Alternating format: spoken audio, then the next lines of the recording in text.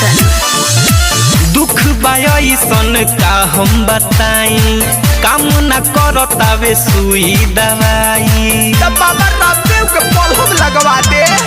अरे दुख बायसन का हम बताई, काम न करतावे सुई दवाई। करी कौन उपाय कुछ अब न बुझाए हर दादा रे दादा।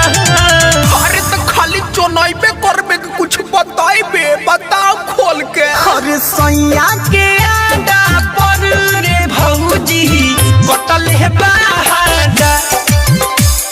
सैया के आडा पर रे भौजी कटल है बाहाडा। Presented by Lovely Films Production।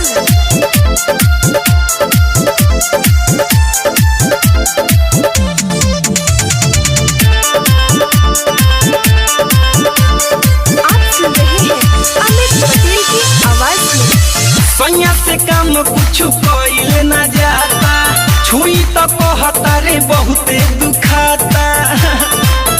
अरे दादा हो, सैया से काम कुछ कइल न जाता, छुई तो कहता रे बहुते दुखाता, बहुते दुखाता। होई गइल डाई में जे सुनो से जे परा परा गइल बाधा रे बाधा।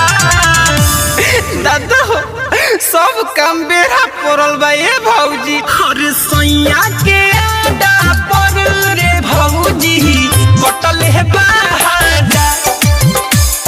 सैया के आडा पर रे भौजी कटल है बाहाडा। Presented by Lovely Films Production।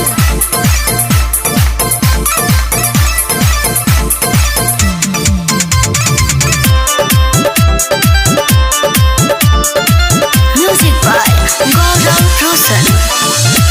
आगे के बात हम कहीं का खुल के, लोढ़ा भइल बाबे सैया के फूल के।